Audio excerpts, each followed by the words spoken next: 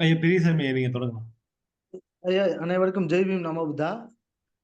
தமிழ்நாடு பௌத்தர் சங்க பேரவையின் சார்பாக இணையவழி மாபெரும் கருத்தரங்கம் தலைமை ஒருங்கிணைப்பாளர் அண்ணன் கௌதம் சன்னா அவர்களின் தலைமையில் 16 வாரமாக தொடர்ச்சியாக பௌத்தத்தை மக்களிடம் கொண்டு செல்வதற்கான இணையவழி கருத்தரங்கிற்கு தலைமை ஒருங்கிணைப்பாளர் அண்ணன் கௌதம் சன்னா வழிகாட்டுதலின்படி வாரம் சனிக்கிழமை அன்று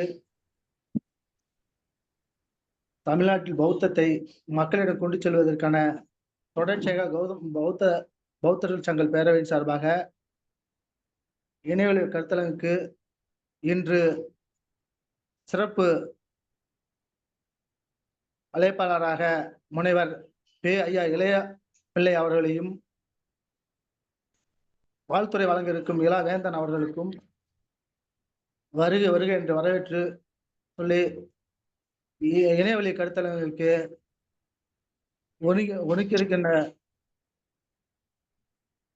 மாநில சிறுபான்மை கமிட்டி உறுப்பினர் வசந்தன் அவர்களுக்கும் அண்ணன் பார்த்திபன் அண்ணன் அவர்களுக்கும் ஐயா திருநாகர் ஐயா அவர்களுக்கும் அனைவரும் வருக என்று வரவேற்று இந்த இணையவழி கருத்தரங்கிற்கு முன்னிலை வைத்ததற்கு எனக்கு பேச வாய்ப்பை ஏற்படுத்தி கொடுத்த அனைவருக்கும் என் நன்றி கலந்த வணக்கத்தை தெரிவித்துக் கொள்கிறேன். வணக்கம். ஓகே, நன்றி.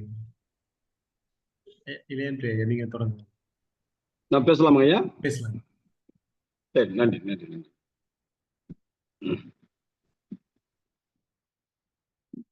அனைவருக்கும் வணக்கம். தாயே தமிழே, தலை தாழ்த்தி வணங்குகிறேன். தரனை எல்லாம் முன்புகழ் பரவ வேண்டும் என்று கன்னித்தமிழை வணங்கி இன்று இணையவழி மூலமாக தமிழ்நாடு பௌத்தருடைய சங்கப்பேரவை நடத்தும் மாபெரும் இணையவழிய பௌத்த கருத்தரங்க தொடர் இன்று 11வது தொடராக வெற்றிகரமாக நடத்தி வருகிறார்கள்.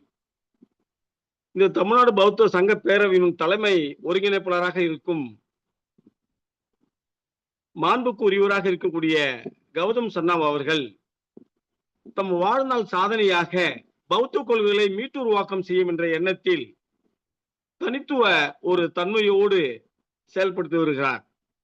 தமிழ்நாடு மட்டுமல்ல, உலகமெல்லாம் இந்த பௌத்த கொள்கையை மீண்டும் மீட்டுருவாக்கம் செய்வதிலே ஆக சிறந்த ஒரு தனித்துவத்தை ஏற்படுத்தி வருகிறார்கள். அவர்களுக்கு துணையாக இருக்கக்கூடிய இந்த பௌத்த நிறுவனத்தில் சார்ந்த அத்தனை உறுப்பினர்களுக்கும் இந்த நல்ல நேரத்தங்கள் வணக்கங்கள் சொல்ல கடமைப்பட்டுள்ளேன். முன்னுரை உரையாற்றிய ஐயா பெரியசாமி, அதாவது தியாகனூர் தியாகபுத்தர் திருக்கோயில் சங்கத்தினுடைய நிர்வாகி ஐயா கோ பெரியசாமி ஐயா அவர்களை, வாழ்த்துறை வழங்க இருக்கக்கூடிய இணைய குற்றவியலுடைய பாதுகாப்பு ஆலோசகர் திருமிகு இள வேந்தன் ஐயா அவர்களை, தமிழ்நாடு சிறுபான்மை நல உறுப்பினர் ஐயா வசந்த் ஐயா அவர்களை, பௌத்த சங்கத்தின் பொருளாளர் இருக்கக்கூடிய தோழர் பார்த்திபன் அவர்களை, சிலை பாதுகாப்பு செயலாளர் இருக்கக்கூடிய பொறியாளர் அண்ணன் சுந்தரவல்லன் அவர்களை, பௌத்த சங்கத்தின் செயலாளராக இருக்கக்கூடிய ஐயா திருநாவுக்கரசர் அவர்களை, இந்த நிகழ்வை நல்ல முறையில ஏற்பாடு செய்து கொண்டிருக்கக்கூடிய வருண் பிரபு அவர்களை, மற்றும் இணைய வழியில் கலந்து கொண்டிருக்கக்கூடிய பௌத்தம் சார்ந்த புக்குகளே, அறிஞர் பெருமக்களே, தமிழ் ஆர்வலர்களே, உங்கள் அனைவருக்கும் இந்த மாலை நேரத்தில் மகிழ்ச்சியான வணக்கங்கள். பௌத்தம் என்பது உலகத்திலே மிக உயர்வான ஒரு சிந்தனை, ஒரு அறிவு, ஒரு ஆற்றல் என்று சொல்லக்கூடிய அளவுக்கு இந்த நிகழ்வை நடத்தி கொண்டிருக்கக்கூடிய என்னுடைய மாண்புக்குரியவராக இருக்கக்கூடிய கௌதம் சன்னா அவர்கள் தலித்துடைய படைப்புகளில் ஆக சிறந்த சிந்தனை உடையவராக இருந்தாலும் பௌத்த கொள்கைகளை தன்னை முழுமையாக ஈடுபடுத்திக் கொண்டு அயோத்திதாசருக்கு பிறகு அனைத்து பௌத்தருடைய வேலைப்பாடுகளை முழுமூச்சாக செயல்படுத்தி வரக்கூடியவர். அம்பேத்கருடைய கொள்கை இயக்கத்திலே மிகுந்த ஈடுபாடு கூடியவர். அம்பேத்கருடைய இயக்கங்களும் ஆக்கங்களும் புத்தகமாக தொகுதிகளாக வரக்கூடியவர். இப்படி எண்ணற்ற தொடர் பணிகளை செய்து கொண்டு வருகிறார்கள். அவருடைய தலைமையில் இந்த கருத்தரங்கில் நான் கலந்து கொண்டு பேசுவதற்கு எனக்கு ஒரு வாய்ப்பை ஏற்படுத்தி கொடுத்த மாண்புக்குரியவரான கௌதம் சன்னா அவர்களுக்கும் எனது கள்ளக்குறிச்சி ஊரில் பல இளைஞர்களை வழிகாட்டியாக இருக்கக்கூடிய பொறியாளர் அண்ணன் சுந்தரவேல் அவர்களுக்கும் இந்த நல்ல நேரத்தில் வணக்கங்கள் சொல்லி, மிக அந்த அருமையான தருணத்தில் என்னுடைய தலைப்பாகப்பட்டது, நான் ஏற்கனவே தலைப்பு பௌத்த கொள்கைகளில் கல்வி சீரமைப்புகள் என்று தலைப்பு கொடுத்திருந்தேன். ஆனால் சற்று கொஞ்சம் மாற்றி இந்த தலைப்பாகப்பட்டது பௌத்த கொள்கைகளில் கல்வி சீரமைப்பும் தலித் மக்களின் கல்வி வளர்ச்சியில் அயோத்திதாசருடைய புரட்சியும் என்ற பொறுமையில் இப்போது பேச நான் இருக்கிறேன். அன்பிற்குரிய பௌத்த நண்பர்களே, ஆர்வலர்களே, ஒரு அருமையான செய்தி சொல்வார்கள். தமிழுடைய அமைப்புல குறிப்பாக பிளாட்டோனுடைய அகாடமி போலவே செயல்படும் புத்த மடங்கள் அல்லது விகாரங்கள் கற்றல் மையங்களாக இருந்தன.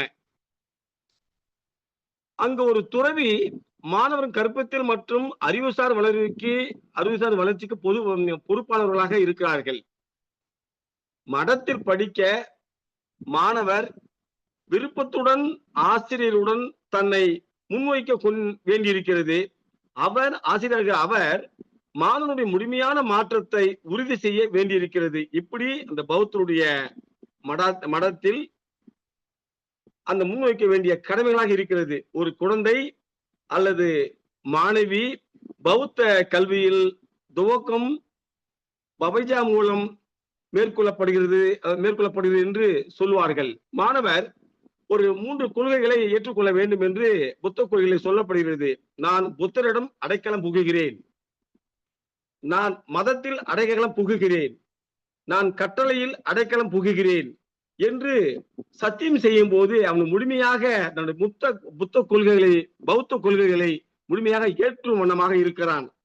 அப்போ ஒரு மாணவன் துறவியின் சிந்தனை நிலையை அடைய ஒரு 12 ஆண்டு முதல் 20 ஆண்டு ஆகும் என்பதால் புத்த மத கல்வியை வழிகாட்டுதலை மையமாக கொண்டிருக்கிறது. அவர்களுடைய நல்வழிகாட்டுவதற்கும் இது செயல்பட்டு இருக்கிறது. இப்ப ஆசிரியருடைய பங்களிப்பு பாத்தீங்கன்னா, பௌத்த கல்வி முறை ஒரு ஆசிரியருக்கும் அவரது மாணவருக்கும் கிடைக்க பரஸ்பர மரியாதை மற்றும் பாசத்தை இணைப்பதில் தனித்துவமான ஒரு கவனம் செலுத்துகிறது. மாணவர்கள் பொதுவாக எல்லா இடங்களிலும் தங்களுடைய இருக்கைகள்,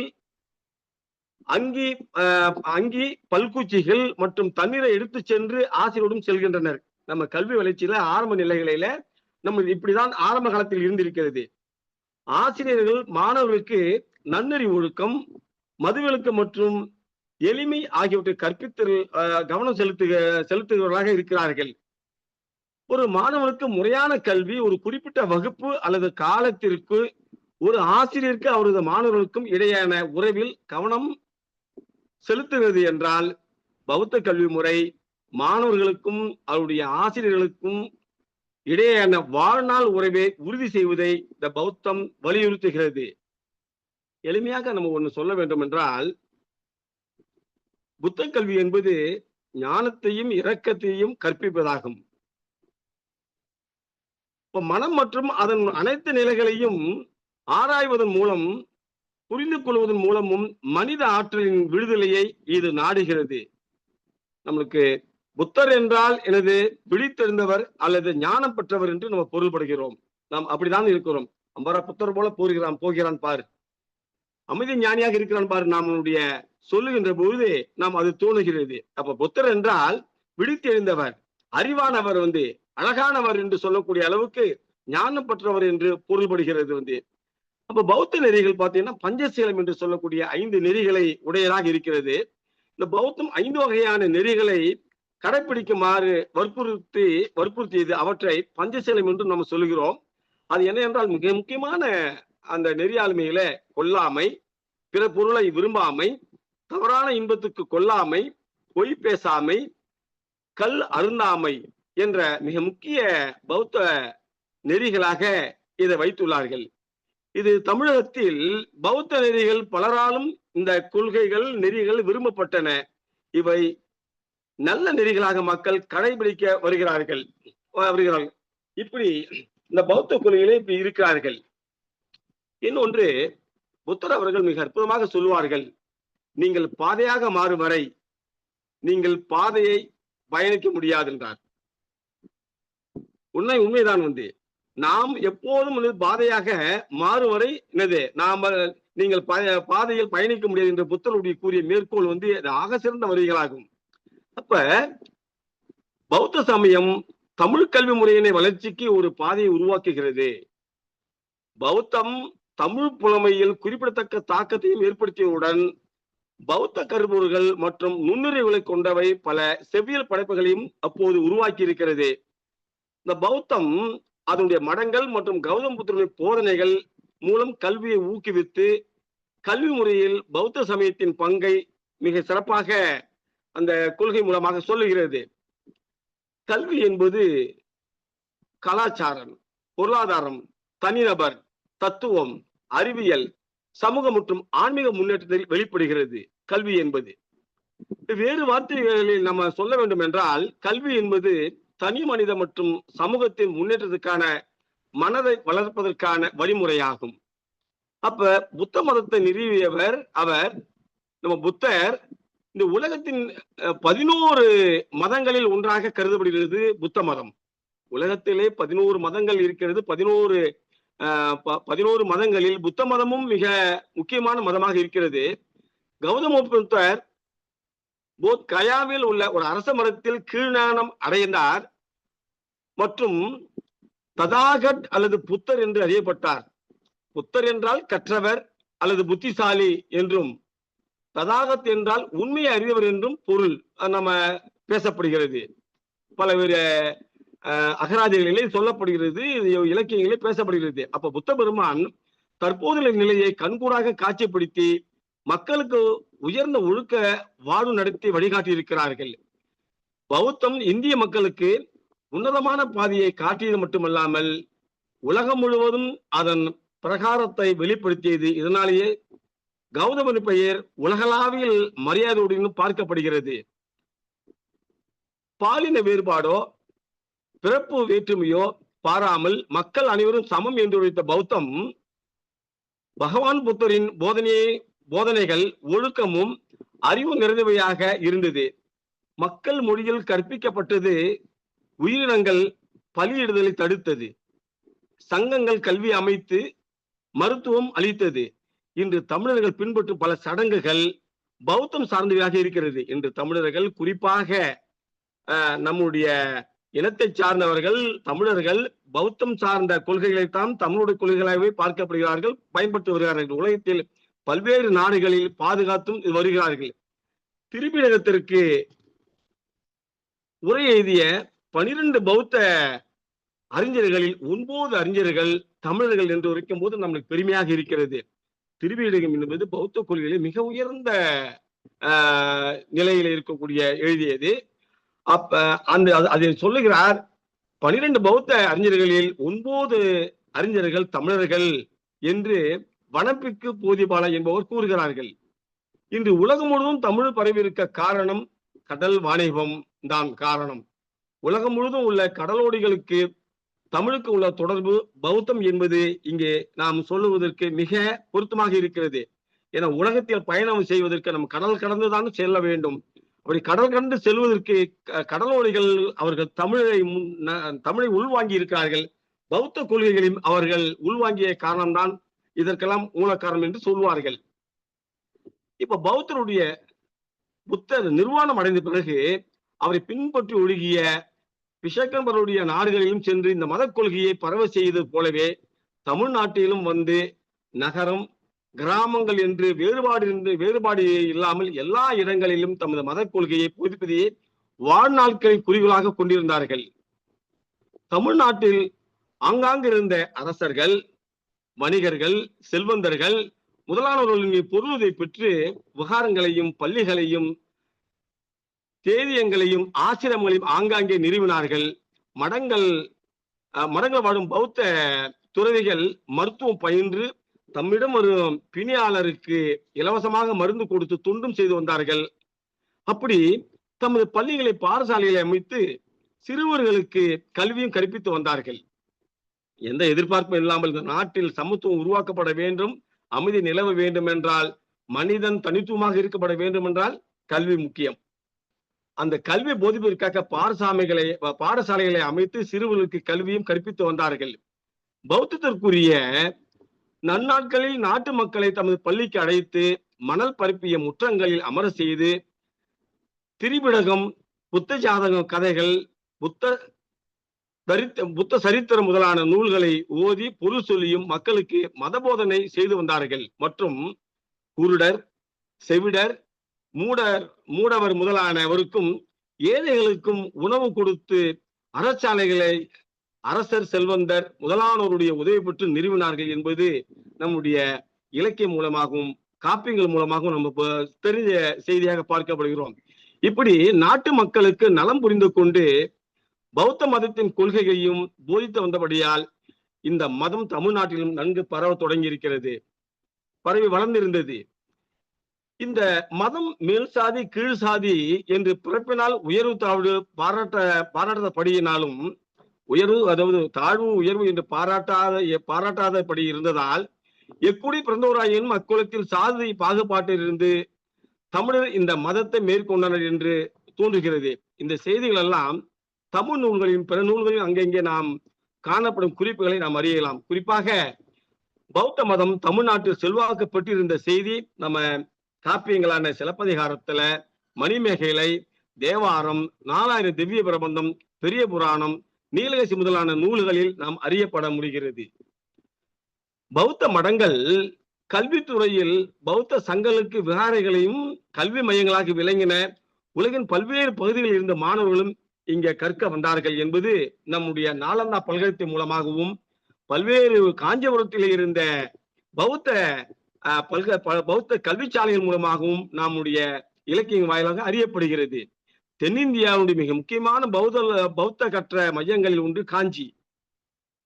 நம்ம மணிமேகலை காப்பியத்துல கச்சி என்று காஞ்சிபுரம் நோக்கி மணிமேகலையை செலுத்துவதால் காஞ்சிபுரத்தில் பௌத்தம் செழித்த காலத்தில் அது எழுதப்பட்டிருக்க வேண்டும் என்று அறிஞர்கள் முடிவெடுக்கிறார்கள். இந்த புகழ்பெற்ற பௌத்த அறிஞர்கள் மற்றும் போதி தர்மா, திக்கநாய, தர்மபாலா, புத்த கோசா போன்ற குருக்களை உருவாக்கியது இந்த காஞ்சி மடத்துல. காஞ்சியுடைய பௌத்த மதத்துல இப்படி அந்த புத்த புக்குகளை உருவாக்கி இருக்கிறது. அதே போல சுரயானா மற்றும் மகாயானா பள்ளிகள் இரண்டையும் கற்பிக்கும் பௌத்த நிறுவனங்கள் இங்கு உருவாக்கப்பட்டன. தமிழ்நாட்டின் மற்றொரு குறிப்பிடத்தக்க பௌத்த தலம் நாகப்பட்டினத்திலே அங்கு உருவாக்கப்பட்டது. அங்கு ஒரு நூற்றாண்டிற்கு முன்பே சுமார் 350க்கும் புத்தர் மற்றும் போதி சத்துவர்களுடைய சிலைகளை மற்றும் சில சுபிகள் கண்டுபிடிக்கப்பட்டன நாகப்பட்டினத்துல. அப்படி நாகப்பட்டினத்துல பௌத்த கோவில்கள் மற்றும் மடங்கள் இருந்தன.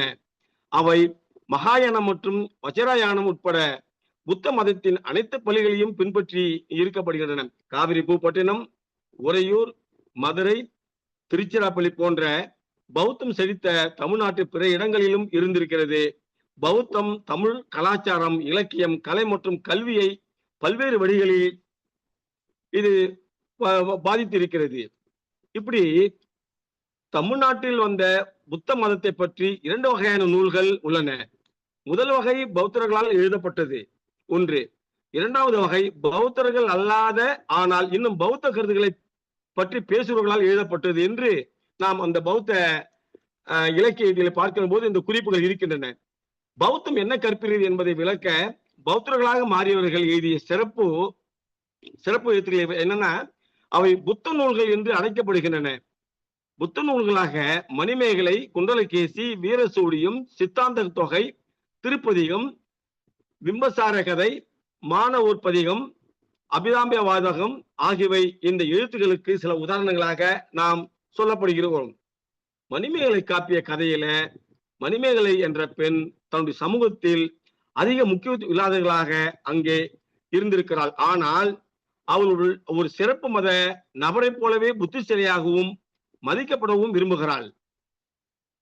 அவள் குலப்பெருமை குலத்தில் இருக்கக்கூடிய மாதவி போல் இல்லாமல் அவளுடைய பாட்டி போல் இல்லாமல், அந்த குலப்பெருமைக்கு தகுந்தவாறு இல்லாமல், அவள் ஒரு தனி சிறப்பு மத நபரை போல புத்திசாலியாகவும் மதிக்கப்படவும் விரும்புகிறாள். பல மதத்தவர்கள் அவளை கவனித்து அவளுடன் பேச வருகிறார்கள். அவர்களுடன் வாதிடுவதற்கு பதிலாக அவர்கள் சொல்வதை கேட்டு புத்த மதத்திலிருந்து தனது சொந்த நம்பிக்கைகளை பகிர்ந்து கொள்கிறாள்.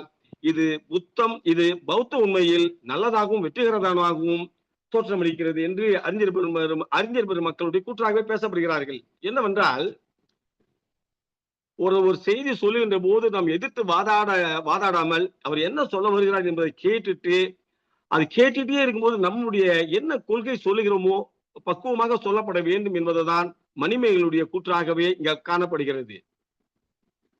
ஒரு குடிகாரன் ஒரு சமணத்துருவியை கேலி செய்வதும், குறுக்காடை அணிந்து ஒரு நபரும் அதே தெருக்களில் காணப்படுகின்றனர்.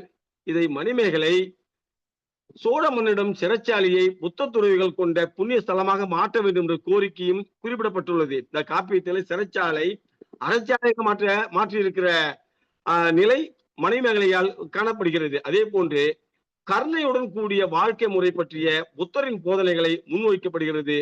எல்லா உயிர்களும் உணர்வற்றவை என்று சொல்லக்கூடிய நிலையில அங்க போதித்திருக்கிறார்கள். அதே போல மணிமேகலையில பார்க்கும்போது உலக தர்மங்களை வெல்ல அதிகாலையில் தீ விபத்து ஏற்பட்டது. இன ஞாயிறு அது எங்கிருந்து வந்தது?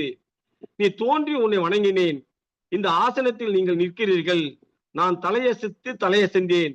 மனம் ஏற்றி வயல் வெட்டினேன் என்று மணிமேகலையில புத்தபிரான் தோன்றிய சூழல், அவரை பௌத்தர் பணியின் திறம் ஆகியவற்றை குறித்து மணிமேகலை காப்பிய வாயிலாக சீர்த்தலை சாத்தனார் அவர்கள் புத்தருடைய கோட்பாடுகளை காட்டப்படுகிறார்கள்.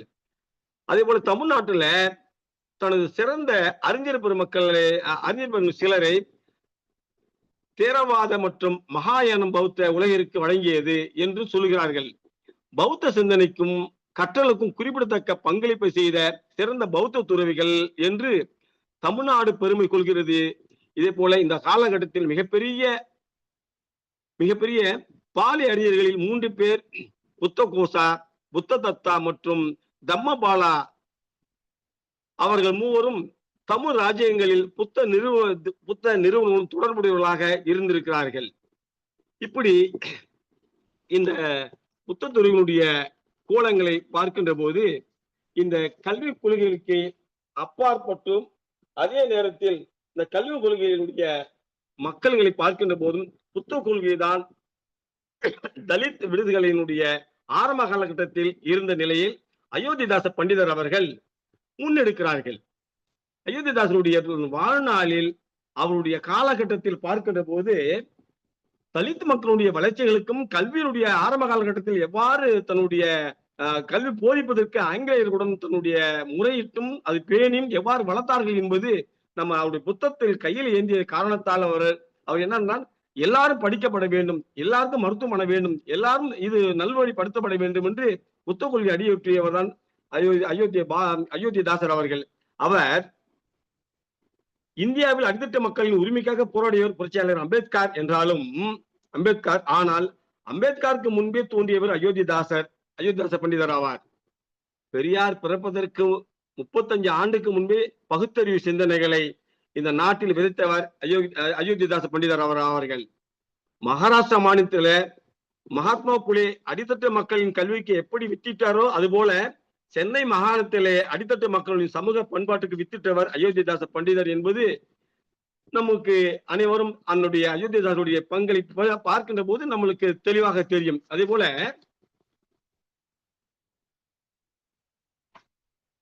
விழிப்புணர்வுக்கும் கல்விக்கு மாபெரும் மாற்றங்கள் நிகழ்த்துவதற்கு வித்திட்டவர் அயோத்திதாச பண்டிதர் என்பது நம்ம ஆரம்ப காலகட்டத்தில் இந்த ஏடெல்லாம் படிக்கும் போதுதான் நம்மளுக்கு புரிகிறது. இந்தியாவில் அடித்தள மக்களுடைய விடுதலை அடைய அம்பேத்கர் பௌத்த சமய புரட்சி வழி வகுத்தது. இதற்கு அயோத்திதாச பண்டிதரின் தமிழ் பௌத்தமும் முன்னோடியாக இருந்தது என்றால் இது மிக இல்லை, இது உண்மையும் கூட. அயோத்திதாசர் தமிழகத்தில் அடித்தட்டு மக்களின் அரசியல் மற்றும் சமய மறுமலர்ச்சிக்கு வித்திடுவராக இருந்தவர். தமிழர்களுக்கு சுயமரியாதை சிந்தனைகளையும் பகுத்தறிவு கொள்கைகளையும் அளித்தவர். தமிழ் இலக்கண இலக்கியங்களை படைத்ததோடு மட்டுமல்லாமல் சமூகத்தில் மாற்றம் காண அனைவருக்கும் கல்வியையும் பெண் கல்வியையும் கொண்டு வந்தவர். எனவே பண்டிதரின் வாழ்க்கையையும் இலக்கிய பணிகளையும் சமூக நோக்கில் நாம் பார்த்து நாம் ஆச்சரியப்பட வேண்டிய இருக்கிறது. அயோத்திதாச பண்டிதர் அவர்கள்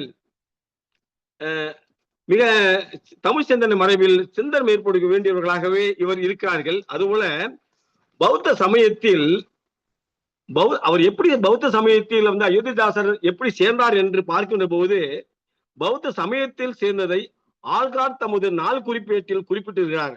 ஆல்காட் உதவியுடன் பண்டிதர் பௌத்தரானார். எப்போது 1898 அவர் இது போல ஆல்காட் என்பவருடன் உதவியுடன் பௌத்தராக ஆகியிருக்கிறார். அதே போல பண்டிதர் அவர்களும் கிருஷ்ணசாமி ஆகியோரையும் அழைத்துக் கொண்டு ஆல்காட் இலங்கை புறப்பட்டார். கொழும்பில் சுபமங்கலா என்னும் பௌத்த சமய குறவர் பௌத்த சமய தீட்சத்தை அளித்து சமய குழுக்களை உருவாக்கினார் என்ற அந்த கோட்பாடுகளை பார்க்கப்படுகிறது. அதே போல அயோத்திதாச பண்டிதர் ஆரம்ப காலகட்டத்தில் பாமர மக்களும் எளிய முறையில் படிக்க வேண்டும், பௌத்த கொள்கைகளை ஏடுகளிலே பரவோட வேண்டும், அதாவது ஒரு பைசா தமிழ் என்ற இதழை தொடங்கினார்.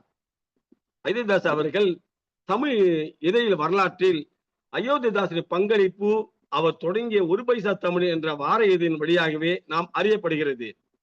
இந்த தமிழ் இதழ் பௌத்த கிளைகளை ஒருங்கிணைக்கும் தளமாகவும் அடித்தட்ட மக்களுக்கு அறிவு ரீதியான வழிகாட்டுதலை காட்டுவதாகவும் அமைந்தது.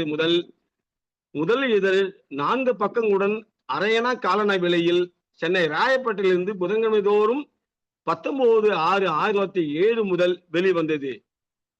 இது ஒரு பைசா தமிழின் இதழ். அதிலே ஒரு முன்னுரிமை சொல்லுகின்ற போது இது 1 கோடி பொன் மதிப்பிற்குரிய என்பதை அந்த செய்தியாக அவர் ஐயா சொல்லப்படுகிறார்கள். அயோத்திதாச பண்டிதர் ஐயா சொல்லப்படுகிறார்கள். ஓராண்டுக்கு பிறகு 26/8/1908 முதல் 1 பைசா என்பது எடுக்கப்பெற்று தமிழ் என்ற பெயர் மாற்றம் பெற்றது. இந்த பெயர் மாற்றம் வாசகர் பலர் வேண்டுகோளுக்கு செய்யப்பட்டது என்று அவரே அந்த இதழில சொல்லுகிறார். பௌத்தம் தரும் விளக்கமே பத்திரிகையின் முதல் நோக்கம். இதில் பௌத்த சமய தமிழ் இலக்கியம் அனைத்தையும் பிற தமிழ் செய்திகளையும் அணிவகுத்து காட்டிய இதயாசிரியர் பதிப்பாசிரியராக அயோத்திதாசர் அன்று இருந்தார்கள்.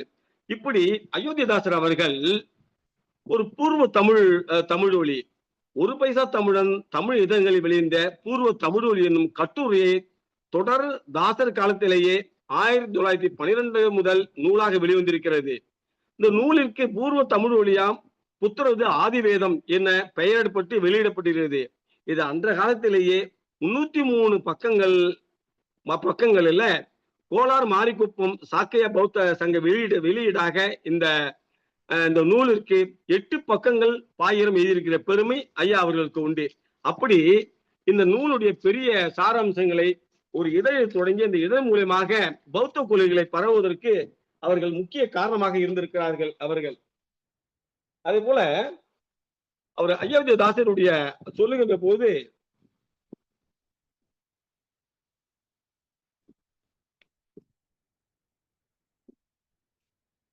அவரு மிக எளிய முறையில் சொல்றாரு.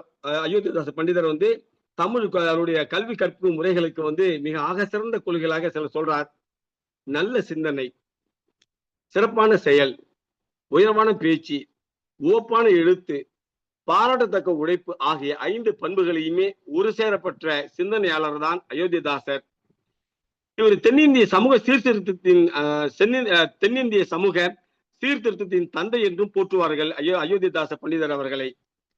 ஐயா அவர்கள் அவருடைய பணியை பார்க்கின்ற போது அவர் கல்வி சிந்தனை பார்க்கின்ற போகும்போது ஒரு மனிதனுடைய அறிவு வளர்ச்சி பெற வேண்டுமானால் கல்வி அறிவு அவசியம் என்று அயோத்திதாசன் அவர்கள் கருதுகிறார்கள். நிலவு நாளும் வளர்ந்து முழுநிலவாகி ஒளி வீசுவது போல கல்வி நிறுவனங்கள் அறிவை வளர்க்கும் நூல்கள் கற்பிக்கப்பட வேண்டும். கல்வியோடு கைத்தொழில், வேளாண்மை, தையல், மரம் வளர்த்தல் போன்றவற்றையும் கற்க வேண்டும் என்று அயோத்திதாசன் அவர்கள் வலியுறுத்துகிறார்கள். சங்ககால பெண்களைப் போலவே இக்கால பெண்களும் கல்வி கற்று தம் வாழ்க்கையை தாமே அமைத்துக் கொள்ளும் உரிமையும் பெற வேண்டும் என்று இவர் அந்த ஏடுகளில் தன்னுடைய எழுத்துக்கள் மூலமாக இவர் பேசுகிறார். தமிழனுடைய வாழும் முறைகளை கூட ஒரு அற்புதமா சொல்றாரு. மக்கள் வாழ வேண்டிய முறை பற்றி அவர் என்ன சொல்றாரு? மக்கள் அனைவரும் அன்பு கொண்டு வாழ வேண்டும். கோபம், பொறாமை, பொய், களவு போன்றவற்றிற்கு தம் வாழ்விலிருந்து நீக்கி வாழ வேண்டும். பிற உயிர்களுக்கு துன்பம் செய்யக்கூடாது. மேலும் மதியை அழிக்கும், தன்னுடைய சிந்தனையை அழிக்கக்கூடிய போதைப் பொருள்களை கையால கூட தொடக்கூடாது என்று அவர் மிக அற்புதமாக தன்னுடைய கோட்பாட்டை வைக்கிறார். ஒரு குடும்பத்தில் அன்பும் ஆறுதலும் நிறைந்தால் அந்த குடும்பம் வாழும், ஊர் முழுவதும் அன்பும் ஆறுதலும் பெறும் என்று சொல்கிறார்கள். ஊர்கள் அன்பும் ஆறுதலும் பெருமானால் நாடு முழுவதும் அன்பும் ஆறுதலும் பெற்று திகழும். இத்தகைய நாட்டில் புலியும் பசுவும் ஒரே நீர்த்துறையில் நீர் அருந்தும் என்பதே அயோத்திதாசனுடைய கருத்தாக சொல்லப்படுகிறது. எல்லாத்துக்கும் முறை அன்பு ஒன்றுதான். ஒரு நாட்டுக்கு வழிகாட்டுபவர், அந்த வழிகாட்டக்கூடிய தலைவருடைய தகுதி எப்படி இருக்க வேண்டும் என்றால் அவர் எத்தகையவராக இருக்கப்பட வேண்டும் என்பதை அயோத்திதாசர் அவர் சொல்லுகிறார். மக்களும் அவர்களுடைய நோக்கங்களும் பெருமைப்படுத்தக்கவனாக இருக்க வேண்டுமானால் அவர்களுக்கு ஒரு சிறந்த வழிகாட்டி அமைய வேண்டும். அவர் மக்களுள் மாமனிதராக, அறிவாற்றல் பெற்றவராக, நன்னெறியை கடைபிடிப்பவராக இருக்க வேண்டும். அப்படியாப்பட்ட தலைவரை வணக்கத்திற்கு உரியவராக மக்கள் ஏற்பார்கள், கடவுள் என துதிப்பார்கள் என்று அயோத்திதாசர் தன்னுடைய கருத்தியல்களை சுயசுகின்ற போது அவர் இவ்வாறு சொல்லுகிறார். இந்த நாட்டுல மக்கள் சரியாக இருக்க வேண்டும் என்பார்கள். அதே போல ஒரு வீட்டில படித்தவன் என்றால் அந்த தாய் கூட மனம் தெரியும் என்று நம்ம சங்க இலக்கியத்துல பாடல் உண்டு.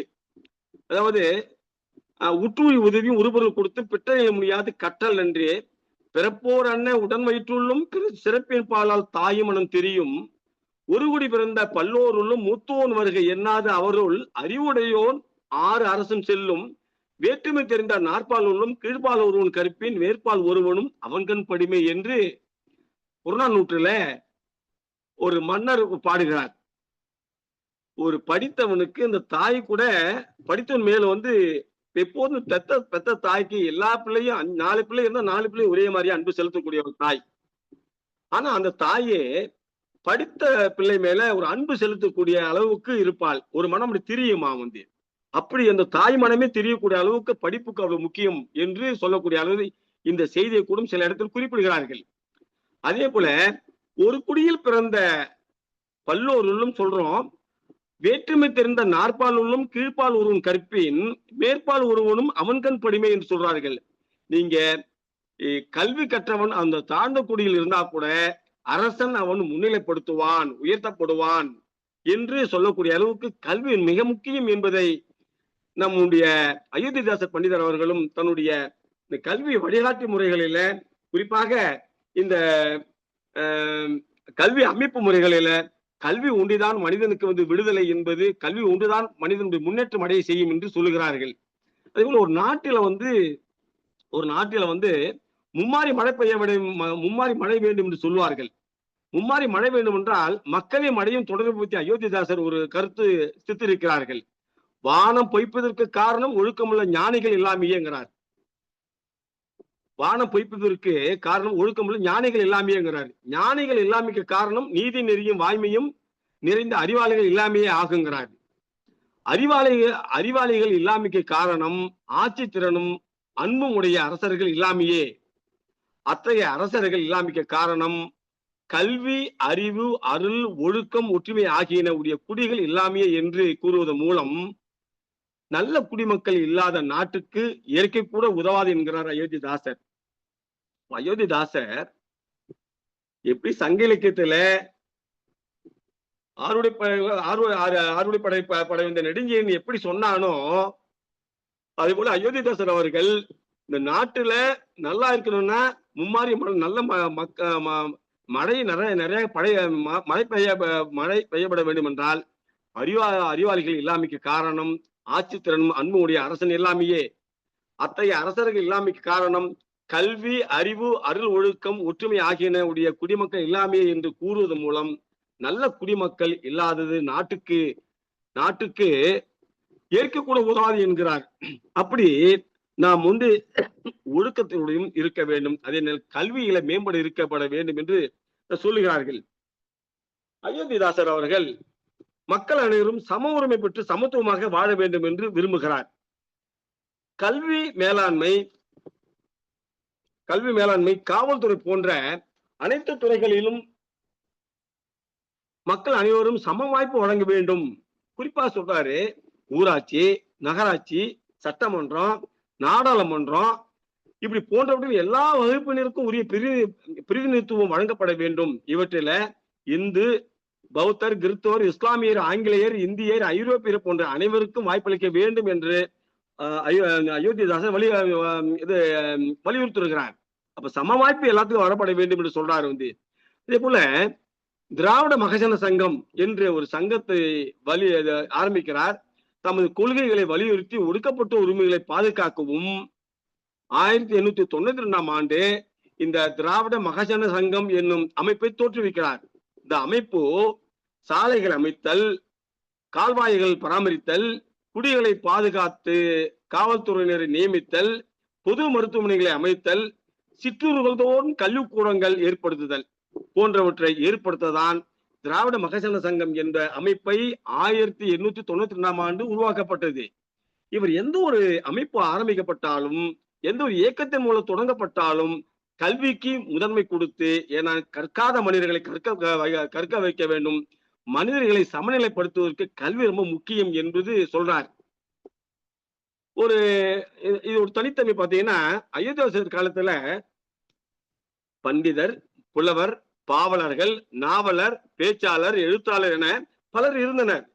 ஆயினும் அவர்கள் எல்லாம் அவர் சிந்திக்காத செயலை அயோத்திதாச பண்டிதர்கள் சிந்திக்கிறார். என்னவென்றால், பகுத்தறிவு, இலக்கியம், சமயம், சமூகம், அரசியல், வரலாறு, தொழில் முன்னேற்றம் ஆகியவற்றில் அக்கறை கொண்டு புதிய சிந்தனைகளை விதைத்தவர் அயோத்திதாசர் என்று நம்முடைய அந்த ஆளுமை செலுத்தக்கூடிய வரலாற்று அறிஞர் பெருமக்கள் அயோத்திதாசருடைய பெருமைகளை நிலைநாட்டுகிறார்கள்.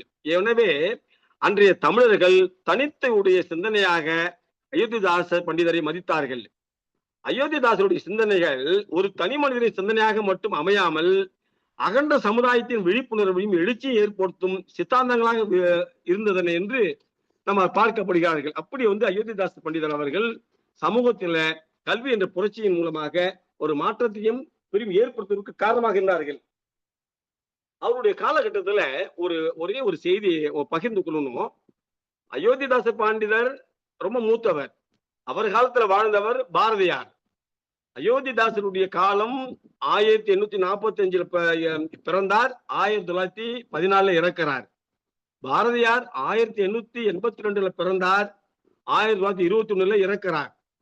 அப்ப பாரதியாருடைய பிறப்பதற்கு 40 ஆண்டுக்கு முன்னாடி அயோத்திதாசர் பிறக்கிறார்.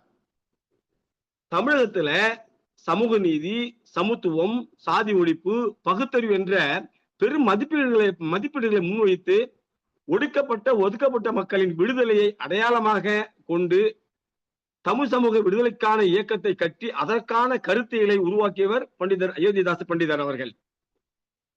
இவர் வேண்டிய விடுதலை, சமத்துவம், சமூக நீதி, மனித மதிப்பீடுகள், கருத்துகள், வரலாற்று பார்வைகள் முற்றிலும் வேறுபட்ட மரபனை அறிமுகப்படுத்துகிறது. அவர் வாழ்ந்திருந்த காலத்தில் வாழ்ந்த பாரதி அவர் அயோத்திதாசர் போலவே இலக்கியம், பத்திரிகை துறை, பிரச்சாரம், மக்கள் விடுதலை என்பவற்றில் ஈடுபட்டிருந்தார். பாரதி ஆங்கில கல்வி பெற்ற உலக அரசியல் நோக்கராக இருந்து வந்தார். விடுதலை, சமத்துவம், சமூக நீதி, மனித மதிப்பீடுகள் என்பவர்கள் பற்றி பாரதிக்கும் கருத்துக்கள் இருந்தன. அயோத்திதாசர் விடுதலைக்கான வழி வரலாற்றை மீட்டுருவாக்கம் செய்வதா அல்லது வரலாற்றை மாற்றி அமைப்பதா என்ற கேள்வியை தொடர்ந்து கையாண்டு வந்தார்கள். ஏனென்றால் அவருடைய சமூகத்தில் இருக்கக்கூடியவர்கள் அடித்தட்டு அடிமையாக படுந்த காலகட்டத்தில தன் மக்களுக்கு எப்படி எந்த வகையில அவர் புரட்சியை ஏற்படுத்த வேண்டும், எப்படி கல்வி சிந்தனை உருவாக்கப்பட வேண்டும் என்று அவர் பல நிலையில் சிந்திக்கிறார். மக்கள் விடுதலை பெற வேண்டுங்கிறார். மக்கள் விடுதலை பெற்றால் சமத்துவமாக மக்கள் வாழப்பட வேண்டுங்கிறார். சமூக நீதி அவருக்கு கிடைக்கப்பட வேண்டுங்கிறார். மனித மதிப்பீடுகள் அனைவருக்கும் மதிப்பீடு கொடுப்பது போல இந்த தலித்த மக்களுக்கும் மதிப்பீடு கொடுக்கப்பட வேண்டும் என்று சிந்திக்கிறார். அதே மதிப்பீடு பாரதிக்கும் இருந்திருக்கிறது. ஆனால் விடுதலை இந்திய மரபு, சமத்துவம், இந்திய சமூகத்தின் மேலாண்மை என்பவற்றை பற்றி பண்டிதரும் பாரதியாரும்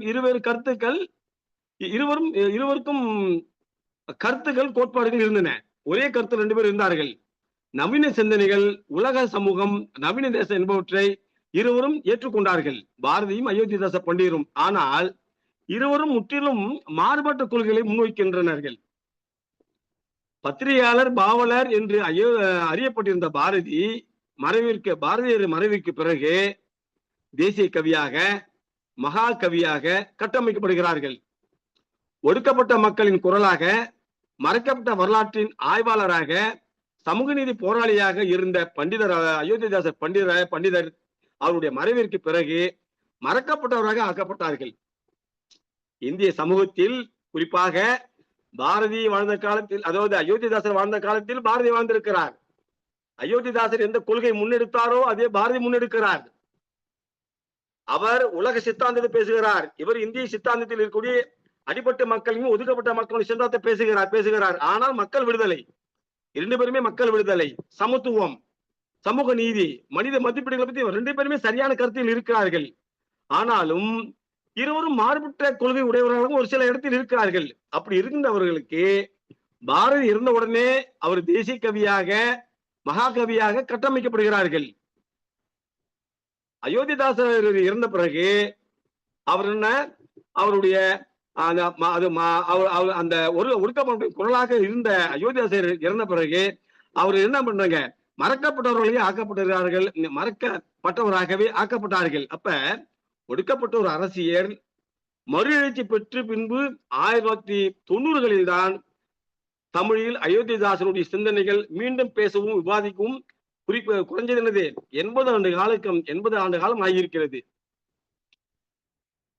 பாரதி இறந்த மாத்திரத்திலே உடனே அவர் கோட்பாடுகளை மகாகவியாக, தேசிய கவியாக உருவெடுத்த இந்தியர்கள், தமிழர்கள் ஒடுக்கப்பட்ட ஒரு அரசியல் மறு எழுச்சி பெற்ற பின்பும் 1990களில் தான் தமிழில் அயோத்திதாசனுடைய சிந்தனைகள் மீண்டும் பேசவும் விவாதிக்கவும் 80 ஆண்டுகளுக்கு பிறகு மறுவாய்விற்கு உள்ளாக்கப்பட்டது.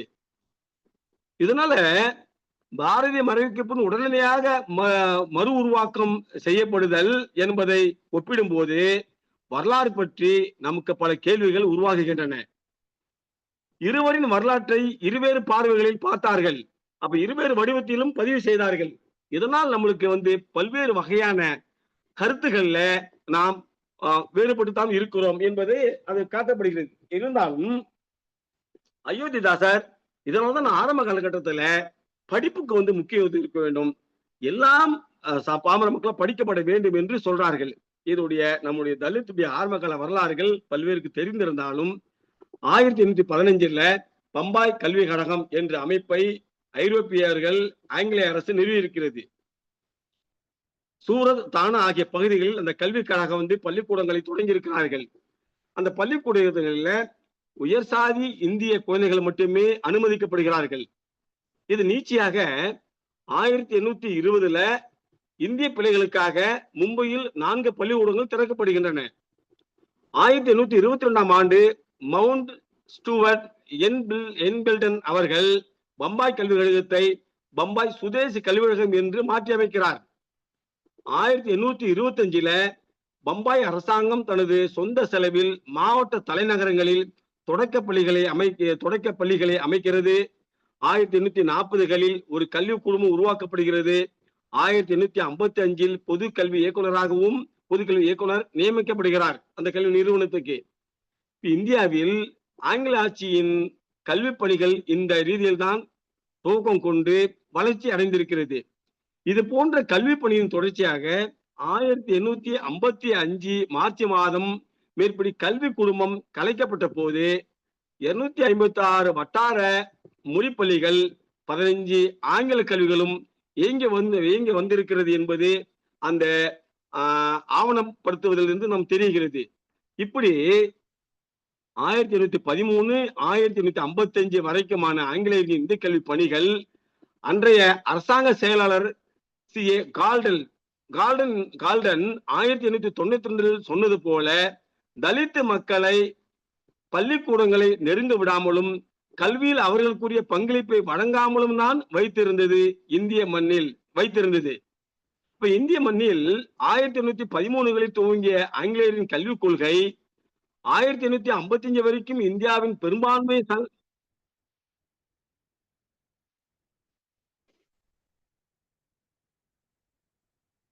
இந்தியாவில் மன்னிக்கும் ஒரு போன் அதாவது 1855 வரைக்கும் இந்தியாவின் பெரும்பான்மை சமூகங்கள் ஒன்றான தலித் மக்களுக்கு கல்வி அளிப்பது குறித்து சிந்திக்கவில்லை.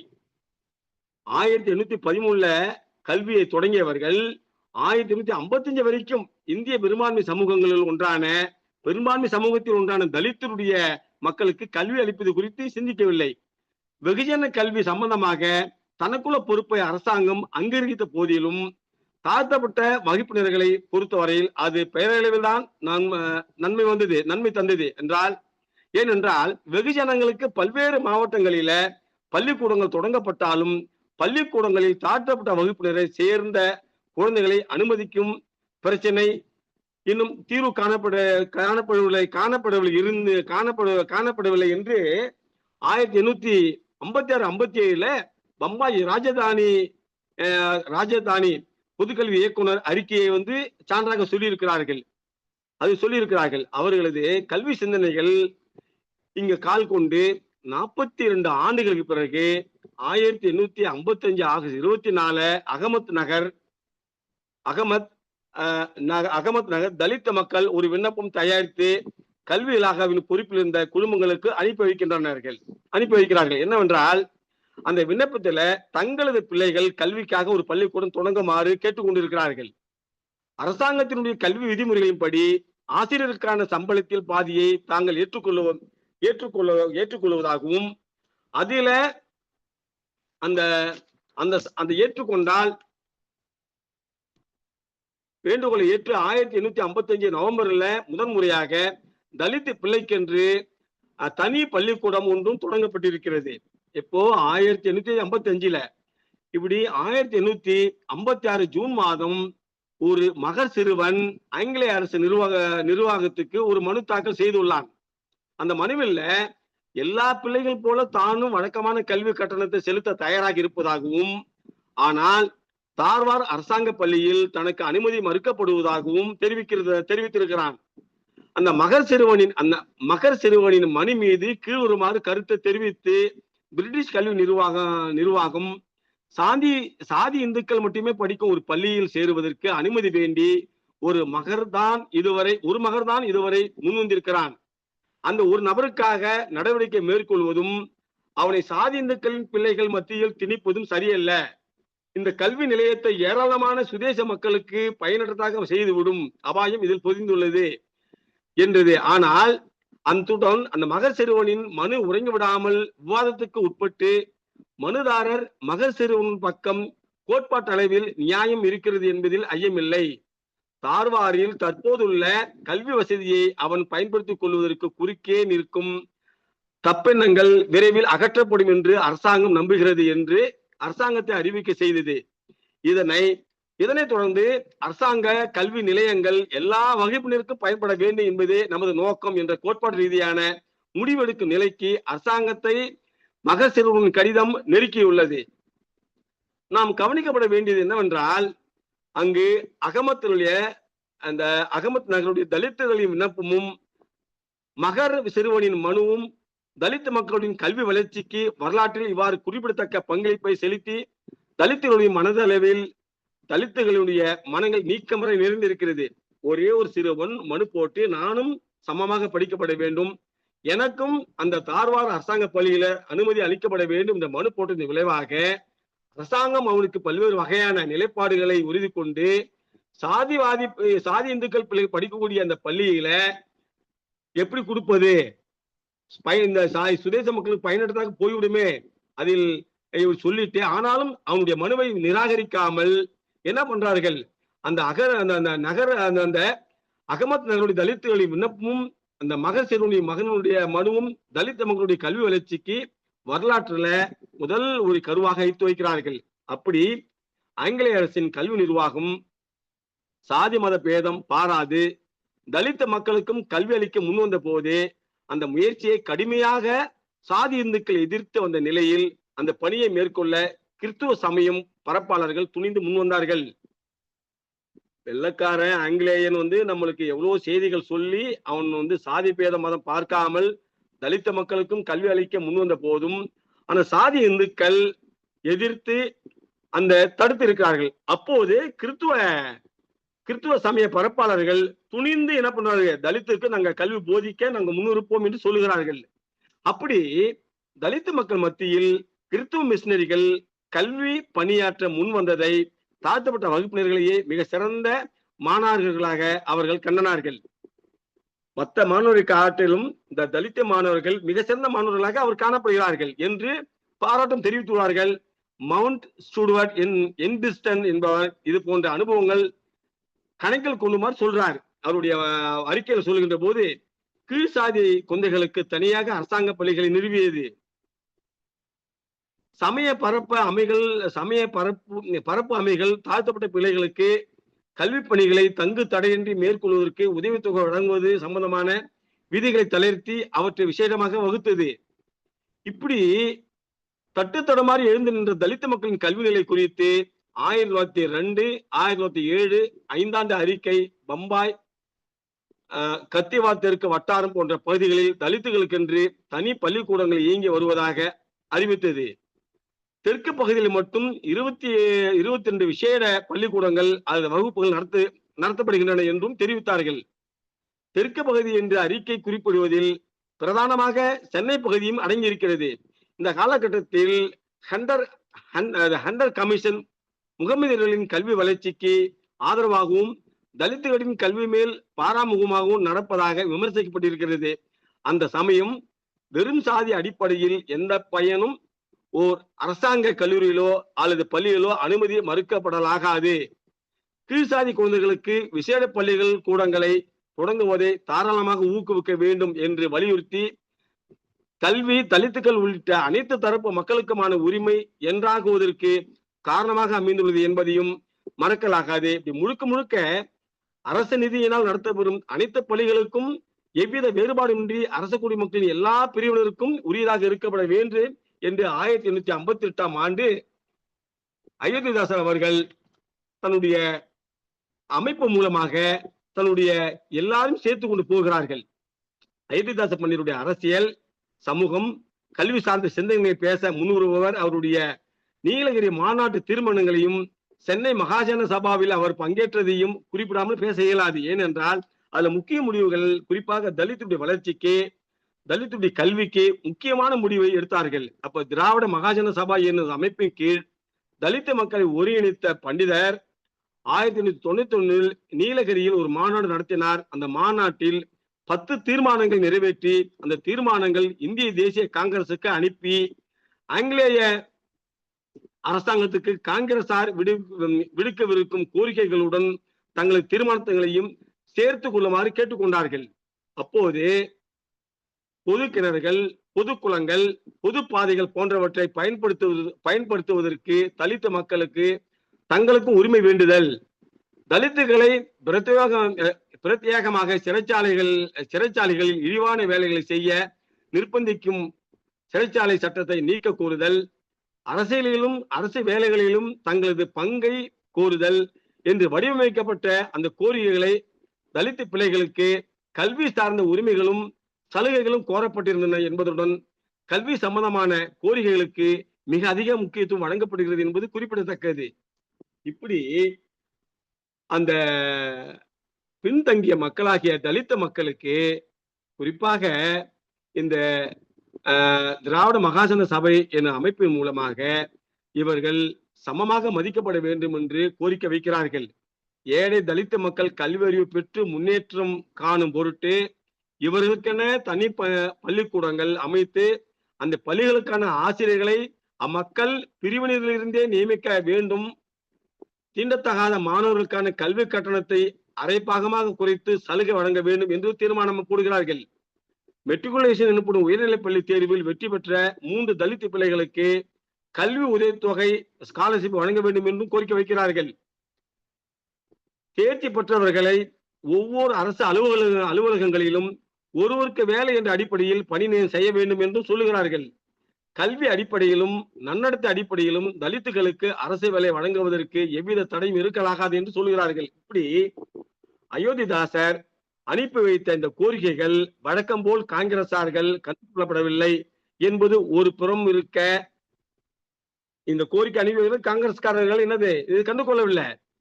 தலித்த மக்கள் வாழ்வினுடைய முன்னேற்றத்திற்கு கல்வி மட்டுமே அடிப்படையானது என்பதை உணர்த்திருந்த அவர் சிந்தனையும் அந்த கல்வி தலித்த மக்களுடைய சேர்ப்பதற்கு எடுத்துக்கொண்ட பல்வேறு வகையான முக்கியத்துவங்களும் பிறகின்றன. இந்த அமைப்பில் பார்க்கின்ற போது அவர்கள் இப்படியே பண்ண என்ன விதம் என்று தன்னுடைய அத்தனை பேரும் ஒன்று சேர்க்கிறார். அவர் அப்படி இருக்குமாயின் அவர் சொல்றாரு, அயோத்திதாசர் சொல்றாரு, இப்படி எங்களை எல்லா வகையிலும் எங்களுக்கு அதாவது தலைவர் மட்டுமே நிறைந்திருந்த அந்த சபையில் பண்டிதரால் கோரிக்கை மறுக்கப்படுகிறது. இவர் இந்த கோரிக்கை வைக்கப்படும் போது தலைவர் மாத்திரமே இருந்த அந்த இடத்துல இவர் அயோத்திதாசருடைய கோரிக்கை மறுக்கப்படுகின்றது.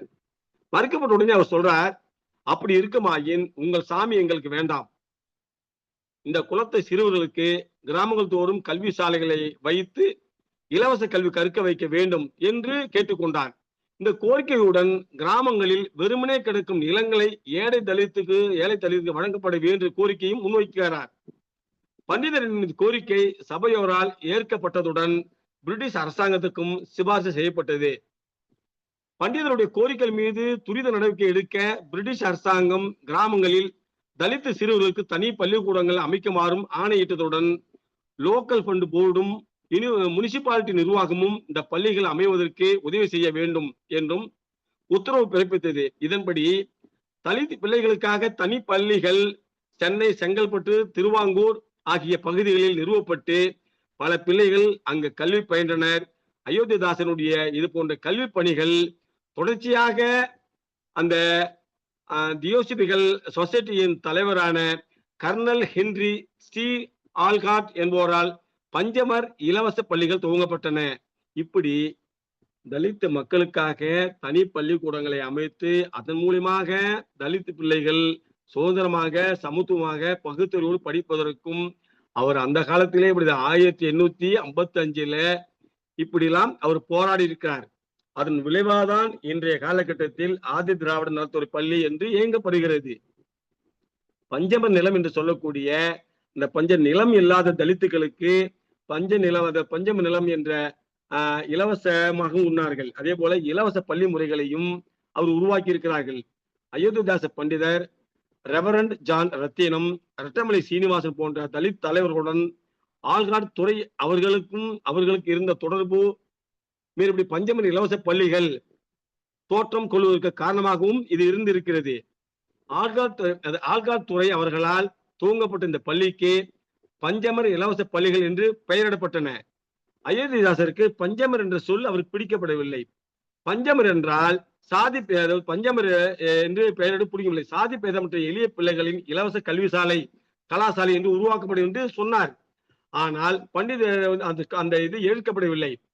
பஞ்சமர் என்றாவே சாதி இந்துக்களால் இழிவாக பார்க்கப்படும் சூழலில் தலித்து பிள்ளைகள் பயிலும் பள்ளிகளுக்கு அந்த பெயர் வைக்கப்படுவதை அவர் வெறுத்தார். ஆனால் ஆல்காட் அவர்களின் பெயர் வைப்பது குறித்து தீண்டப்படாத மக்களின் எதிரிகளாக விளங்குவோரின் அபிப்பிராயங்களை கேட்டுக்கொண்டு பஞ்சமர் இலவச பள்ளிகள் என்ற பெயர் வைத்து அதன் மூலமாக தன்னுடைய கருத்துக்களை செய்திருக்கிறார்கள். எப்படி பஞ்சமர் கல்வி திட்டம் என்று சொல்லியிருக்கிறார்கள். எந்த வகையான கட்டணமும் இல்லாமல் அவருடைய தலித்தர்களுடைய குழந்தைகள் படிப்பதற்கான ஒரு பள்ளியை திறந்தேன்.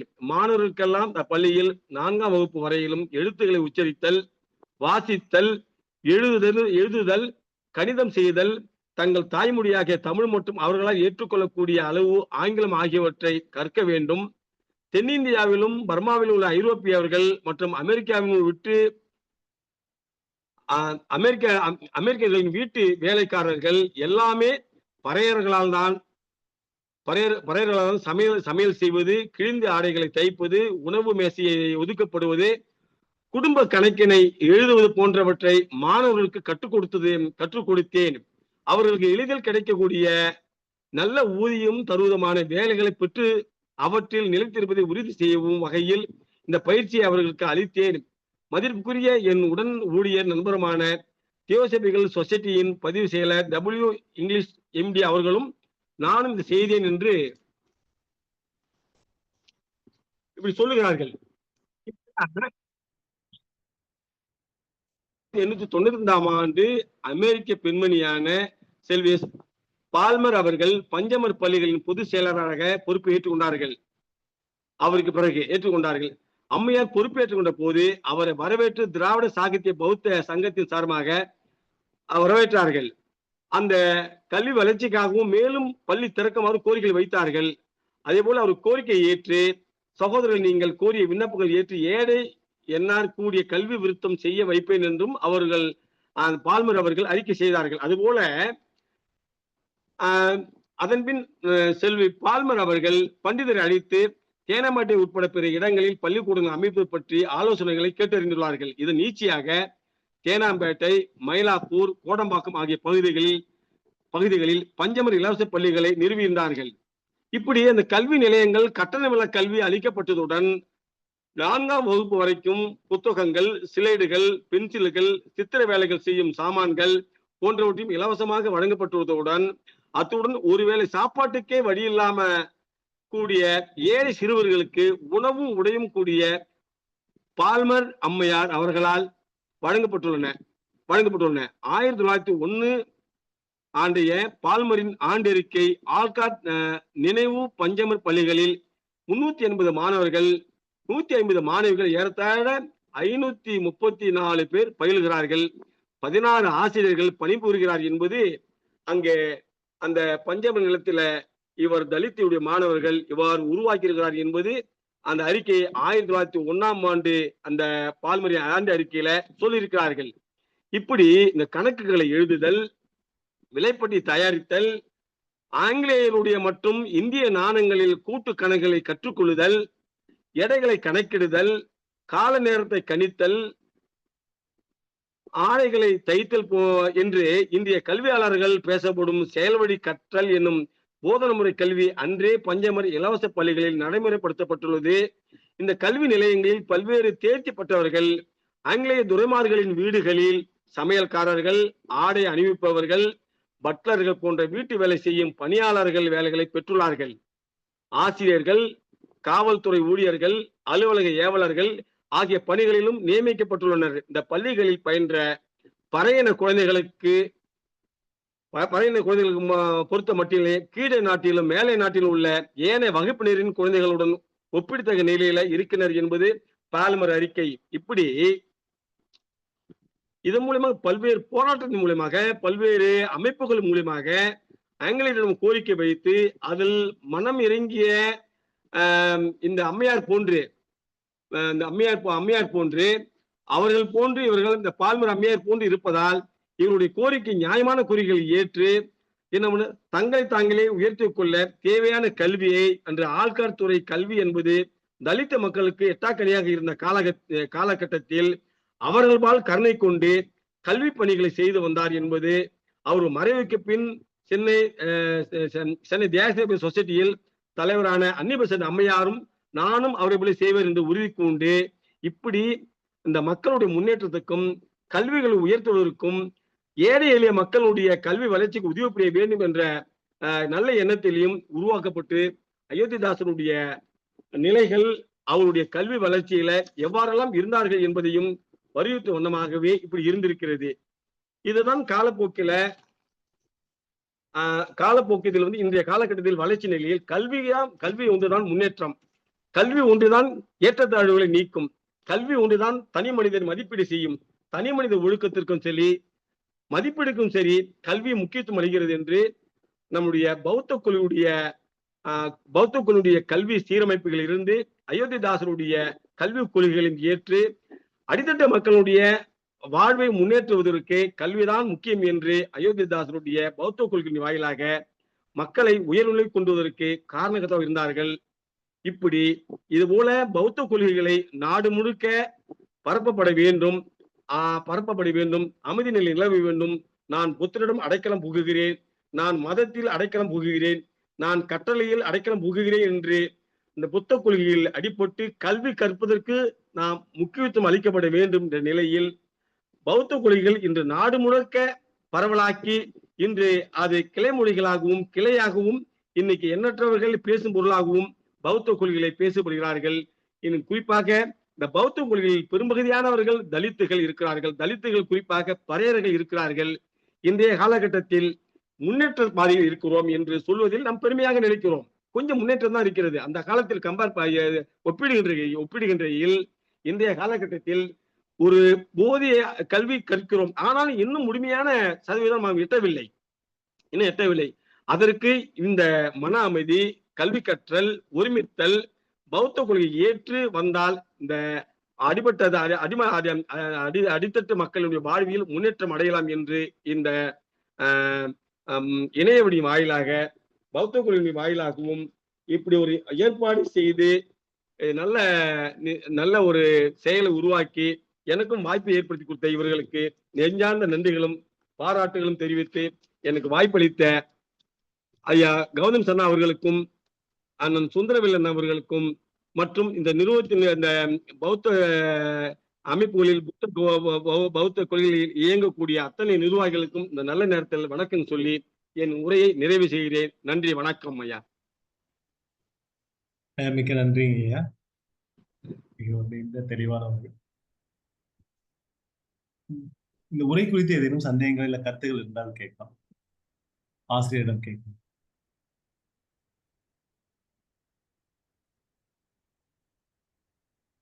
பங்கேற்பாளர்களுக்கு ஏதேனும் சந்தேகங்களோ கருத்துக்களோ தெரிவிக்கணும், கேட்கலாம்.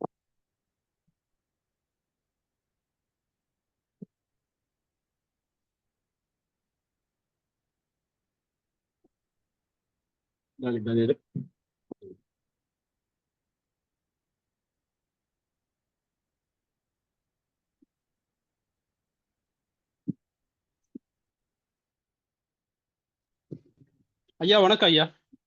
ஐயா வணக்கம். ஐயா நான் காஞ்சிபுரத்துல சீதாபதி.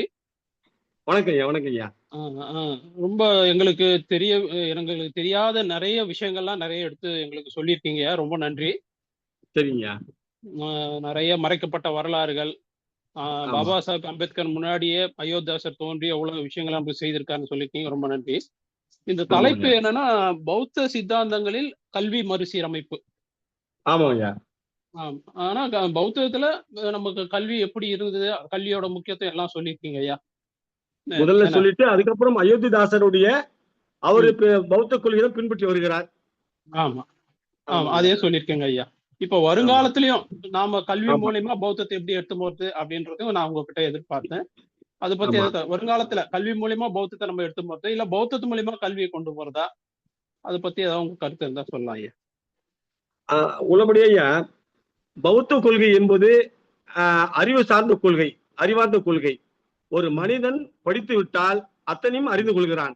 அப்ப படிப்புதான் அவன் முன்னேற்றத்துக்கு வழிவகை செய்கிறது. அதான் புத்தர் சொல்றார், உன்னுடைய வாழ்க்கை முன்னேற்றுவதற்கு அடிப்படுவது முதல் படிப்பு, அமைதி, ஆசை நீங்குக என்று சொல்றார். அப்ப படிப்பு தான் முதல்ல முக்கியத்துவங்கிறார். அயோத்திதாசர் அவர்களும் சொல்றார், முதல்ல மனிதனுக்கு என்னது சுயமரியாதை கற்க வேண்டும், பகுத்தறிவோடு இருக்க வேண்டும், தனி மனிதன் மதிப்பீட்டு உயர்த்தப்பட வேண்டும் என்றால் அவன் கல்வி கற்க வேண்டும். அதுக்காக தான் என்ன பண்றாரு, அரும்பாடுபட்டு அவர் அந்த காலத்துல அவருடைய வாழ காலத்துல பல போராட்டங்கள் தான் மட்டும் கற்றால் போராதுன்னு சொல்லிட்டு தன் இனத்தை சார்ந்தவர்கள் கற்கப்பட வேண்டும் சொன்னார். இன்னைக்கும் அதே கருத்தை இன்னைக்கு படிப்பு மூலியமா தான் நம்ம பயன்பெறுகிறோம். ஒரு காலத்துல நானே உண்மை சொல்றேன், ஒரு காலத்துல நானே ஒரு பண்ணையில என் தந்தையார் அடிமை வேலை செய்தார், பண்ணையில வேலை செய்தார். அண்ணன் சுந்தரவேலனுக்கு தெரியும், பண்ணையில வேலை செஞ்சார். அன்றைய வரை பாத்தீங்கன்னா எங்க ஐயா பேர் சொல்லி பண்ணையில ஏக்கட்டி பண்ணை வேலை செய்ய பண்ணை மகன் வருகிறான் பாரு, பண்ணையாடி மகன் வருகிறான்னு சொல்லுவார்கள். இன்னைக்கு நான் படித்து இவ்வளவு பட்டம் பெற்று இன்னைக்கு ஒரு பல்கலைக்கழகத்தில் பேராசிரியரா இருக்கின்ற போது ப்ரொஃபசர் அப்பா பாருங்க, பேராசிரியருடைய அப்பா பாருங்க, அப்படி என்று பேராசிரியர் அம்மா பாருங்க. எந்த பண்ணையில நம்ம வேலை செய்தோமோ அதே பண்ணையில பேராசிரியருடைய அப்பாவை கூப்பிடுங்க அப்படின்னு சொல்லக்கூடிய அளவுக்கு கல்விதான் நம்மளுக்கு மாற்றம் ஏற்பட்டு இருக்குதுங்க.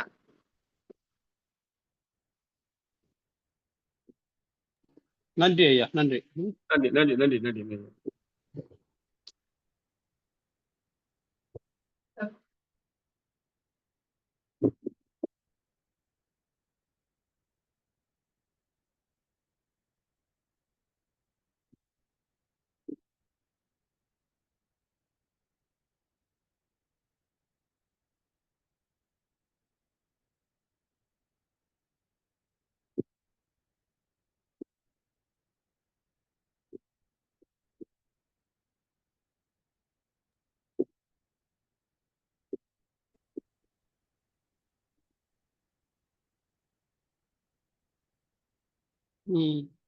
பேராசிரியர் ரொம்ப நேரமா காத்துட்டு இருக்காரு. ஒருங்கிணைப்பாளர்களுக்கு தயவு செய்து குறுக்கிடுறன்னு மன்னிக்கணும்.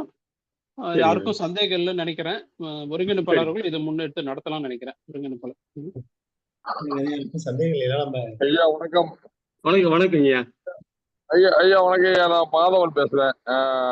ஐயா வணக்கம் வணக்கம் வணக்கம் வணக்கம். ரொம்ப சிறந்த உரைங்க, ரொம்ப நல்லா இருந்தது. சரிங்க. பௌத்த கொள்கைகளில் கல்வி சீரமைப்புகள் அப்படிங்கிற தலைப்பு. பௌத்த கொள்கைகளால் கல்வி சீரமைப்பு குறித்து விரிவான உரை, ரொம்ப அரிய தகவல்கள். முன்னே பேசின அந்த காஞ்சிபுரம் நண்பர் சொன்னது போல ரொம்ப அரிய தகவல்களை நிறைய திரட்டி ரொம்ப பொறுப்போட இந்த உரையை ஆற்றிருக்கீங்க. மகிழ்ச்சி, வாழ்த்துக்கள்யா, நன்றி. இந்த அதாவது பௌத்தத்துல கரை கண்டவர் மாதவன், பௌத்த கொள்கையில ஆய்வு செய்து அது மூலமா பெரும் பேராசிரியராக இருக்கக்கூடிய மாதவன் கலந்து கொண்டது பெரிய பேரு. மகிழ்ச்சியா, நன்றியா, ரொம்ப சிறப்பு. ஏற்பாடு செய்திருக்கிற தமிழ்நாடு பௌத்த சங்க பேரவைக்கு நெஞ்சார்ந்த பாராட்டுகளும் நன்றிகளும். ரொம்ப அருமை, மகிழ்ச்சி. வீட்டுல எல்லாம் நலமா இருக்காங்களா ஐயா? மகிழ்ச்சி. நல்லா இருக்காங்க. நன்றி. ஓகே.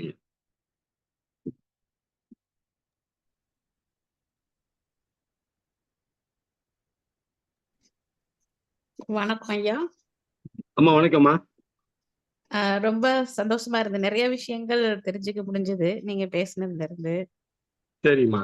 அயோத்திதாசர் பண்டிதர் பத்தி இதெல்லாம் தெரியாது எனக்குலாம். நான் அவ்வளவு படிச்சது இல்லை அவரை பத்தி எல்லாம். ஆனா நீங்க சொல்லும் போது ரொம்ப சந்தோஷமா மகிழ்ச்சியா இருந்தது. ரொம்ப நன்றிங்க ஐயா. நல்லது. மகிழ்ச்சிங்கம்மா.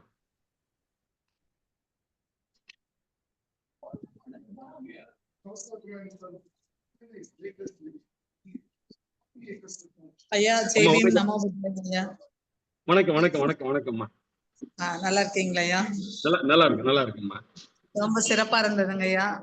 இது மாதிரி எங்களுக்கு நிறைய விஷயங்கள் அப்பப்போ சொல்லுங்க ஐயா, பாடத்துல எப்படி பண்ணணும்ட்டு. ரொம்ப சிறப்பா இருந்ததுங்க ஐயா, ரொம்ப யூஸ்ஃபுல்லா இருந்தது. ரொம்ப தேங்க்ஸ். ஜெய்பீம். ஜெய்பீம். வணக்கம் ஐயா. ஒரே ஒரு ஐயம்ங்கய்யா. தமிழ்நாடு இப்ப ஆதிராவிட மகாஜன சபை தொடங்கி 1891 நடந்த மாநாடு இருக்கு இல்லைங்கய்யா? ஆமாங்கய்யா. அந்த மாநாடு மாநில அளவுல நடந்த பெரிய அளவுக்கு நடந்த மாநாடா, ஒரு சிறிய அளவுல கூட்டப்பட்டதா, அதுல யார் எப்படி பங்கேற்றாங்கிறத பத்தி செய்திருக்கா? ஏன்னா இப்ப நான் தெரிந்து கொண்ட வகையில 1926 பச்சைப்பன் கல்லூரியில ஒரு ஆதிராவிடர் மாநாடு நடக்குது, ரெட்டமலை சீனிவாசன் தலைமையில. ஆமா. அந்த மாநாடுதான் மாநில அளவுல நடந்த முதல் மாநாடுன்னு நினைக்கிறேன். இது தொடக்க நிலையில பண்டிதர் முன்னெடுத்த ஒரு மாநாடு அப்படின்னு இதை வச்சுக்கலாமா? இந்த மாநில அளவுல இது திறந்ததாக தெரியலன்னு நினைக்கிறேன். மாநில அளவுல பெரிய அளவுல திறந்தது பச்சைப்பன் கல்லூரி நடந்ததுதான் நினைக்கிறேன். சரிதானுங்களா? பற்றி விளக்கங்கள் கொஞ்சம் சொல்லுங்க. நன்றியா. வணக்கம்.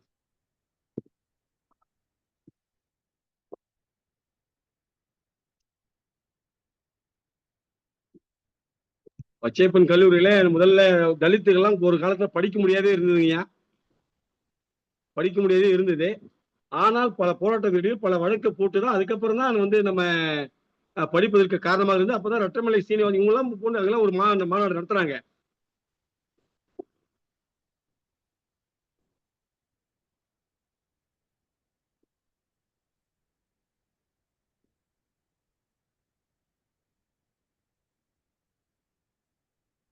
பங்கேற்பாளர்கள் யாருக்காவது ஏதாவது சந்தேகங்கள் இருக்கு, கருத்துக்கள் இல்ல சந்தேகங்கள் இருந்தா கொடுக்கும். இல்லைன்னா நம்ம நிகழ்ச்சியோட இறுதிக்கு சென்று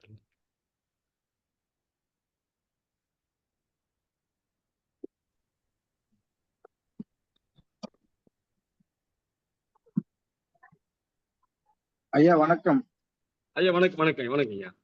ஐயா அந்த பள்ளி அப்படின்ற வார்த்தை வந்து சமஸ்கிருத வார்த்தை, அதாவது சமண மொழி மதத்தோட வார்த்தையா இல்ல பௌத்த வார்த்தையா இல்ல இந்து வார்த்தைங்களா ஐயா? ஐயா பள்ளி பள்ளி அப்படின்றது பள்ளி அது அது என்னன்னா பள்ளி என்பது எல்லா இதுலயுமே அதை வச்சிருக்காங்க. அந்த பள்ளி வந்து என்பது நம்ம தமிழ் தான்ங்கிறோம். ஆனா பௌத்தத்துல வந்து குடில் வந்து சொல்றோம், பௌத்தத்துல வந்து சொல்றோம் குடில் என்று சொல்றோம். கலாசாலை வந்து இதுல கலாசாலை என்பது வேற சொல்றோம் நம்ம.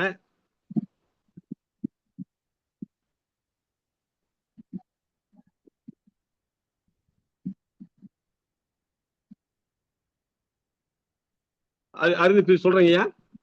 சரி சரிங்க. Okay okay okay.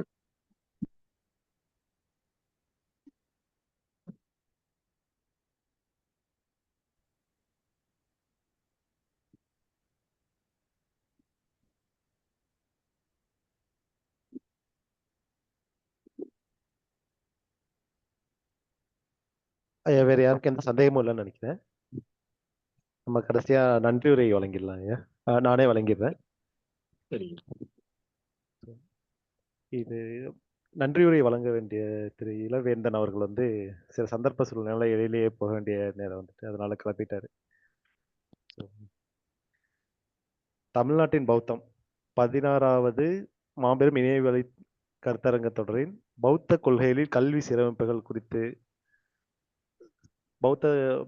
அப்பொழுது இருந்து பௌத்தம் தமிழ்நாட்டில் வந்த காலத்திலிருந்து அதைத் தொடர்ந்து தற்போதைய 2 நூற்றாண்டுகளுக்கு முன்பு அயோத்திதாசர் அவர்களின் கல்வி சீரமைப்புகள் குறித்து மிக நீண்ட நெடிய உரை வழங்கிய முனைவர் திரு இளையா பிள்ளை அவர்களுக்கும்